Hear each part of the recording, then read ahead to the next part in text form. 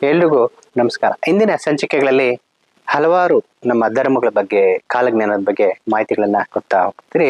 ಮತ್ತೊಂದು ಪ್ರಶ್ನೆಯನ್ನ ನಮ್ಮ ಮುಂದೆ ಇಟ್ಟಿದ್ರು. ಗುರುಗಳೇ, ಪಂಪು ಪ್ರಯೋಗ ಅಂದ್ರೆ ಏನು?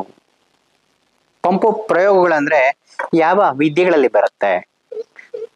ಪಂಪು ಪ್ರಯೋಗ ವಿಧಾನಗಳು ಯಾವ್ಯಾವ ರೀತಿ ಮಾಡ್ತಾರೆ, ಏನಕ್ಕೋಸ್ಕರ ಮಾಡ್ತಾರೆ ಅಂತಕ್ಕಂಥ ಪ್ರಶ್ನೆಗಳನ್ನ ನಮ್ಮ ಮುಂದೆ ಇಟ್ಟಿದ್ರು.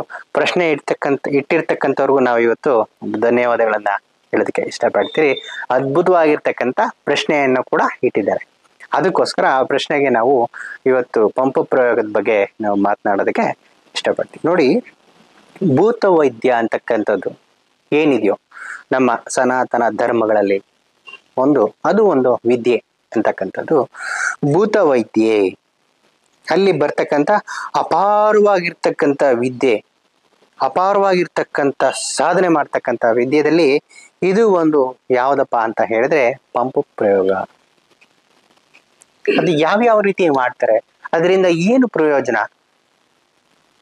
ಅಂತಕ್ಕಂಥದ್ದನ್ನ ಇವತ್ತು ನಾವು ಹೇಳೋದಕ್ಕೆ, ನಾವು ತಿಳ್ಕೊಂಡಿರೋಷ್ಟು ನಾವು ಹೇಳೋದಕ್ಕೆ ಇಷ್ಟಪಡ್ತೀವಿ. ನೋಡಿ, ಪಂಪು ಪ್ರಯೋಗ ಅದು ಹೆಂಗ್ ಮಾಡ್ತಾರೆ, ಯಾವುದರಿಂದ ಮಾಡ್ತಾರೆ, ಯಾರು ಮಾಡ್ತಾರದು ಅಂತಕ್ಕಂಥದ್ದು, ಅದನ್ನ ಯಾರು ಮಾಡ್ತಾರೆ ಅಂತ ಹೇಳಿದ್ರೆ ಮಾಂತ್ರಿಕರು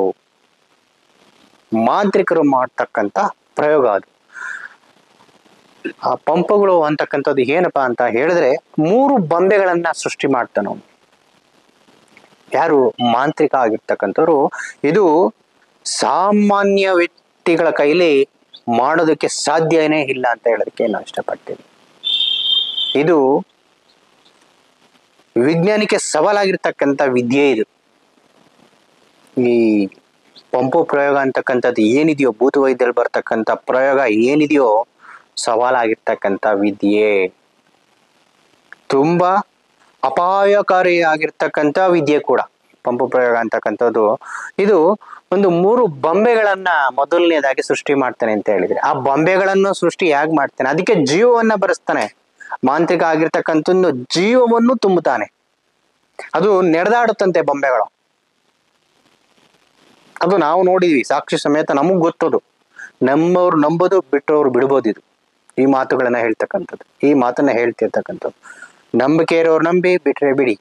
ಇದು ನಾವು ನೋಡಿರ್ತಕ್ಕಂಥದ್ದು, ನಾವು ಕಣ್ಣಾರ ನೋಡಿರ್ತಕ್ಕಂಥದ್ದು. ಇದೇ ನಮ್ಮ ಪಕ್ಕದ ಗ್ರಾಮದಲ್ಲಿರ್ತಕ್ಕಂಥ ವ್ಯಕ್ತಿ, ಅವರು ನಿಪುಣ,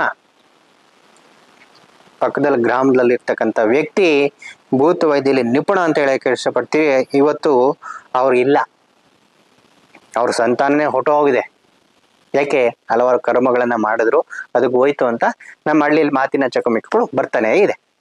ಅದಕ್ಕಾಗಿ ಹೊಟ್ಟೋಯ್ತು ಅಂತ ಗ್ರಾಮದ ಹೆಸರು ಹೇಳೋದಕ್ಕೆ ಇಷ್ಟಪಡಲ್ಲ, ಅವ್ರ ಹೆಸರು ಹೇಳೋದಕ್ಕೂ ನಾವು ಇಷ್ಟಪಡಲ್ಲ. ಆಗಿನ ಕಾಲಕ್ಕೆ ತುಂಬಾ ವಯಸ್ಸಾಗಿತ್ತು ಅವ್ರಿಗೆ.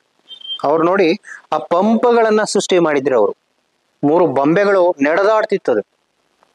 ಯಾವುದೇ ಲಾಜಿಕ್ ಇರ್ಲಿಲ್ಲ, ಏನು ಇರ್ಲಿಲ್ಲ. ಅವ್ರಿಗೆ ಒಂದು ಚಪ್ಪಾಳೆ ಕೈ ತಟ್ಟಿದ್ರೆ ನಿಂತ್ಕೊಳೋದು, ಮಲಗೋದು. ಅದು 15 ದಿವಸಕ್ಕೆ ಒಂದ್ಸಲಿ ಕಿರ್ಚಾಡೋದಂತೆ. ಅಮಾವಾಸ್ಯೆ ಪೌರ್ಣಮಿ ಏನ್ ಬರ್ತೋ ಅವ್ರ ಬಟ್ಟೆಗಳನ್ನ ಸುತ್ತಿ ಇಟ್ಬಿಟ್ಟಿರ್ತಾರೆ. ನಾವು ಕೇಳಿರೋದು, ಅದನ್ನ ನೋಡಿಲ್ಲ. ಈ ರೀತಿ ನಡೆಯುತ್ತೆ ಅಂತ. ನಿಜಾನೇ ನಡೆದಿತ್ತಂತೆ ಅದು. ಆ ಪಂಪುಗಳು ಅಂತಕ್ಕಂಥವ್ನ ಒಂದು ಬಟ್ಟೆಯಲ್ಲಿ ಸುತ್ತಿಟ್ಬಿಟ್ಟಿರ್ತಿದ್ದಂತೆ. ಹಾಗೆ ಅವನೇನೋ ವಿದ್ಯೆಗಳಲ್ಲಿ ಏನಿರುತ್ತೋ ಮಾಂತ್ರಿಕ ಅಂತಕ್ಕಂಥವ್ನು ಅದನ್ನ ದಿಗ್ಬಂಧಗಳೆಲ್ಲ ಮಾಡ್ಬಿಟ್ಟು ಅವನ ವಿದ್ಯೆಗಳ ಮುಖಾಂತರ ಆ ಬಟ್ಟೆಗಳನ್ನ ಸುತ್ತಿ ಅವನು ನಮ್ಮ ಹಳ್ಳಿಗಳ ಕಡೆ ಹಟ್ಟ ಅಂತ ಹೇಳ್ತೀವಿ, ಮನೆಗಳಲ್ಲಿ ಹಠ ಮಾಡ್ಸಿರೋರು. ಈಗಿನ ಕಾಲಕ್ಕೆ ಹಠಗಳೆಲ್ಲ ಹೊಟ್ಟೋಗಿದೆಯೇನೋ, ಅದು ಎಲ್ಲೋಗಿದೆ, ಏನಾಗಿದೆ ಗೊತ್ತಿಲ್ಲ. ಆ ಹಟ್ಟದ ಮೇಲೆ ಇಟ್ಟುಬಿಟ್ಟಿರ್ತಿದ್ದಂತೆ. ಹಟ್ಟದ ಮೇಲೆ ಇಟ್ಟಾಗ ಅವಕ್ಕೆ 15 ದಿವಸಕ್ಕೊಂದ್ಸಲಿ ರಕ್ತ ಬಲಿಯನ್ನ ಕೊಡ್ಬೇಕಾಗಿತ್ತಂತೆ. ಅವಕ್ಕೆ 15 ದಿವಸಕ್ಕೊಂದ್ಸಲಿ ರಕ್ತ ಬಲಿಯನ್ನ ಕೊಡ್ಬೇಕಾಗಿತ್ತಂತೆ.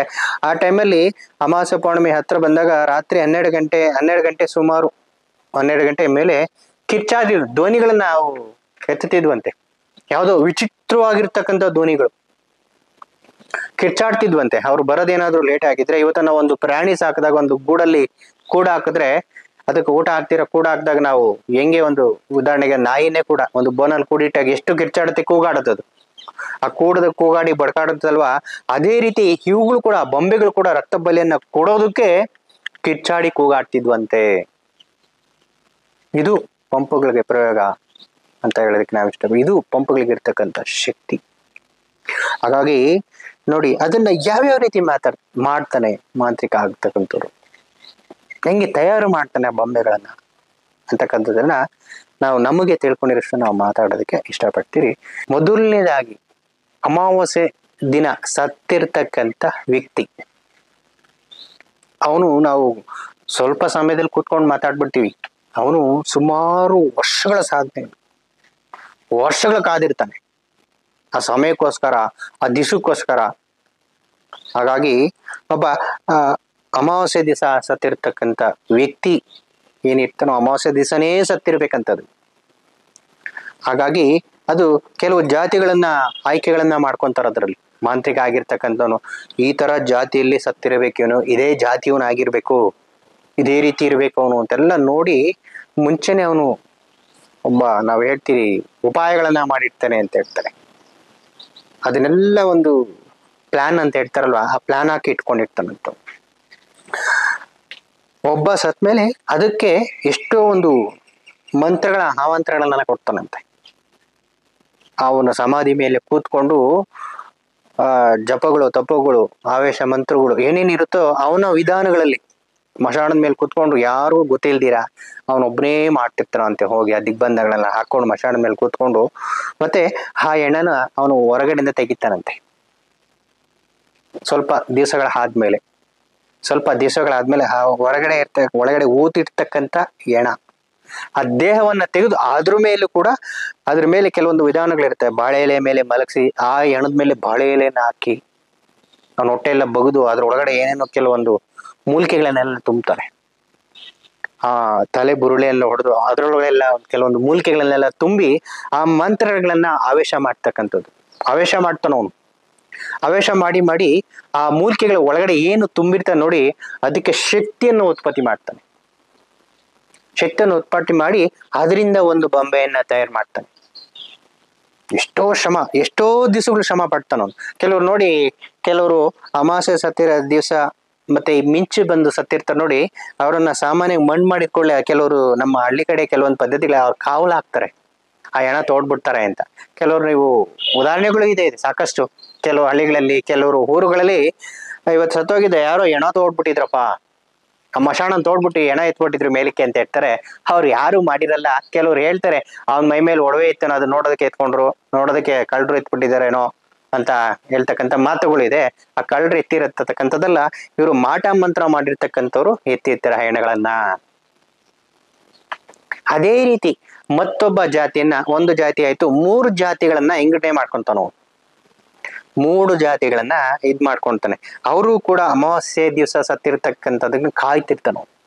ಕಾತ ಮೇಲೆ ಅದನ್ನು ಕೂಡ ಅದಕ್ಕೊಂದು ಪದ್ಧತಿ, ಇದೇ ರೀತಿ ಪದ್ಧತಿಗಳನ್ನ ಮಾಡಿ ಆ ಪ್ರಯೋಗನ ಅದೇ ರೀತಿ ಮಾಡಿ ಮತ್ತೊಂದು ಬೊಂಬೆಯನ್ನ ಸೃಷ್ಟಿ ಮಾಡ್ತಾನೆ. ಮತ್ತೊಬ್ರು ಸತ್ತಿರ್ತಕ್ಕಂಥ ಅದೇ ರೀತಿ ಸಮಯಗಳನ್ನ ಮಾಡ್ಕೊಂಡು ಅವ್ರ 3 ಮೂಲಿಕೆಗಳನ್ನ ಮತ್ತೆ ಅವರ ನರಗಳನ್ನ, ಮನುಷ್ಯನ ದೇಹದಲ್ಲಿ ಏನಿರುತ್ತೋ ಆ ನರಗಳು, ಕೂದಲುಗಳು ನೋಡಿ, ಒಂದು ಮನುಷ್ಯ ಸತ್ತ ಮೇಲೂ ಉಗುರು ಬೆಳೆಯುತ್ತಂತೆ, ಮನುಷ್ಯ ಸತ್ತ ಮೇಲೂ ಕೂದಲು ಬೆಳೆಯುತ್ತಂತೆ, ಕೆಲವು ದಿವಸಗಳು ಬೆಳಿತಾನೆ ಇರುತ್ತಂಥದ್ದು. ಹಾಗಾಗಿ ಆ ಕೂದಲುಗಳು, ಆ ಉಗುರುಗಳೆಲ್ಲ ಕಿತ್ಕೊಂಡವನು ಇದಕ್ಕೆ ಅಂಟಿಸ್ತಾನಂತೆ. ಅಂದ್ರೆ ಅದಕ್ಕೆ ಅಲಂಕಾರ ಮಾಡ್ತಾನಂತೆ ಆ ಬೊಂಬೆಗಳಿಗೆ. ನಮ್ಮಲ್ಲಿ ಇರ್ತಕ್ಕಂಥ ಉಗುರುಗಳು ಸೇಮ್ ಮನುಷ್ಯನ ಆಕಾರ ಹೇಗಿರುತ್ತೋ ಅದೇ ರೀತಿ ಬೊಂಬೆಯನ್ನ ಸೃಷ್ಟಿ ಮಾಡ್ತಾನೆ. ಮೂಗು, ಕಣ್ಣು, ಕಿವಿ, ಬಾಯಿ, ಕೂದಲುಗಳು ಅದೇ ರೀತಿ ಸೃಷ್ಟಿ ಮಾಡಿ ಅದಕ್ಕೆ ಒಂದು ಈ ಹಾಳು ಬಿದ್ದಿರೋ ಮನೆ ಅಂತ ನಾವ್ ಹೇಳ್ತೀವಿ. ಹಾಳು ಬಿದ್ದಿರ್ತಕ್ಕಂಥ ಮನೆಗಳು, ಊರಿಂದ ಆಚೆ ಎಲ್ಲೋ ಇದಿರುತ್ತೆ, ಅದರಲ್ಲಿ ಆತ್ಮ ಸಂಚಾರಗಳಂತೆ ಅದಂತೆ ಇದಂತೆ ಅಂತ ಕೆಲವೊಂದು ಮಾತುಗಳು ಹೇಳಿರ್ತಕ್ಕಂಥದ್ದಿದೆ. ಆ ಆತ್ಮಗಳನ್ನ, ಕೆಲವೊಂದು ಶಕ್ತಿಗಳನ್ನ ತುಂಬಿ ಇದಕ್ಕೆ ಪ್ರವೇಶ ಮಾಡಿಸ್ತಾನಂತೆ ಅವನು. ಈ ಬೊಂಬೆಗಳಿಗೆ ಪ್ರವೇಶ ಮಾಡುತ್ತಂಥದ್ದು. ಆ ಪ್ರವೇಶಗಳನ್ನು ಮಾಡಿಸಿದಾಗ ಅದಕ್ಕೆ ಜೀವ ಬರುತ್ತಂತೆ ಆ ಬೊಂಬೆಗಳಿಗೆ.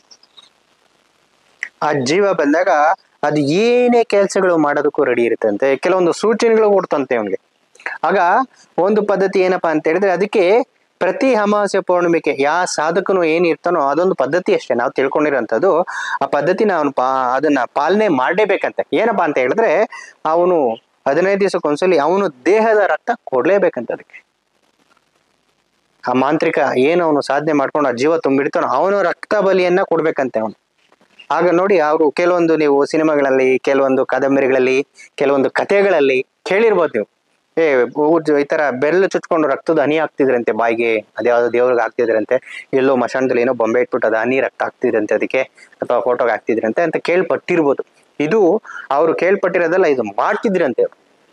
15 ದಿವ್ಸಕ್ಕೊಂದ್ಸಲಿ ಎಲ್ಲೇ ಇದ್ರಿ, ಎಷ್ಟೇ ಹೊರಗಡೆ ಇದ್ರಿ, ಏನೇ ಕೆಲಸ ಇದ್ರು ಕೂಡ ಅದಕ್ಕೆ ಹೋಗ್ಬಿಟ್ಟು ಒಂದೊಂದು ಹನಿ ರಕ್ತ ಬಾಯಿಗೆ ಹಾಕ್ಬೇಕಿತ್ತಂತೆ. ಅದೇ ಅಂತೆ ಅದು ಊಟ. ಅದು ಹಾಕಿದಾಗ ಇದು ಬಡ್ಕೊಳೋದು ಕಿರ್ಚಾಡೋದು ಕಮ್ಮಿ ಆಗ್ತಿತ್ತಂತೆ. ಅವಾಗ 15 ದಿವಸ ಅವನು ಬಂಧದಲ್ಲಿ ಇಟ್ಟಿರ್ತಿದ್ದಂತೆ.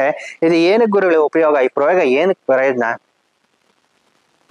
ಅವ್ರು ನೋಡಿ, ಎಲ್ಲಾದ್ರೂ ಒಂದು ಆ ಬೊಂಬೆಗಳನ್ನ ಅವ್ರು ಮಾಡಿರ್ತಕ್ಕಂಥ ಪಂಪುಗಳನ್ನ ಏನಿದಾವೋ ಒಂದು ಮನೆ ಮೇಲೆ ಒಂದು ಎತ್ತಿ ಬಿಸಾಡ್ ಬಂದ್ರೆ ಅದು ಆ ಮನೆ ಸುತ್ತೋಡ್ಕೊಂಬಂದು ಮತ್ತೆ ಇವನ್ ಮನೆಗೆ ಬರ್ತಿತ್ತಂತದ್ದು.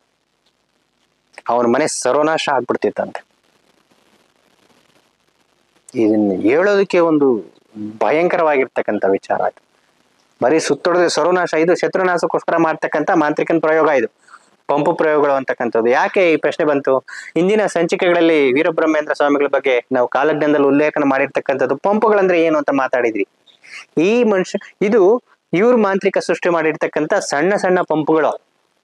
ವೀರಬ್ರಹ್ಮೇಂದ್ರ ಸೃಷ್ಟಿ ಮಾಡ್ತಿರ್ತಕ್ಕಂಥ, ವೀರಬ್ರಹ್ಮೇಂದ್ರ ಸ್ವಾಮಿಗಳು ಸೃಷ್ಟಿ ಮಾಡಿರ್ತಕ್ಕಂಥ ಪಂಪುಗಳು ವಸಂತರಾಯರು ಬರ್ತಕ್ಕಂಥ ಕಾಲಕ್ಕೆ ಸಂಹಾರ ಮಾಡೋದಕ್ಕೆ ವಸಂತರಾಯರು ಸೃಷ್ಟಿ ಮಾಡ್ತಕ್ಕಂಥ ಪಂಪುಗಳು ಇನ್ನೆಷ್ಟು ಅಗೌರವಾಗಿರ್ತದೆ ಅಂತಕ್ಕಂಥದ್ದು ಊಹೆ ಮಾಡ್ಕೊಂಡ್ರೆ ಸಾಕಾಗ್ತದೆ ನಾವು.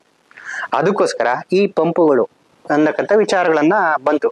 ಈ ಪಂಪುಗಳು ನೋಡಿ, ಅದನ್ನ ಈ ಮನೆ ಸುತ್ತೋಡಿದ್ರು ಕೂಡ ಮನೆ ದರಿದ್ರ ಪಡ್ಕೊಂಡು ಸತ್ತೋಗ್ತಿದ್ರಂತೆ. ಅದಕ್ಕೋಸ್ಕರ ಶತ್ರುನ ಸಂಹಾರ ಮಾಡೋದಕ್ಕೋಸ್ಕರ ಆ ಪಂಪು ಪ್ರಯೋಗಗಳನ್ನ ಮಾಡ್ತಾರೆ. ಮತ್ತೆ ಆ ಮಾಂತ್ರಿಕನು ಅಂತ ಯಾರು ಇರ್ತಾರೋ ಅವನ ಒಂದು ಈ ರಕ್ಷಾ ಕವಚವಾಗಿರ್ಲಿ ಅಂತ ಕೂಡ ಮಾಡ್ಕೊಂತಾರೆ.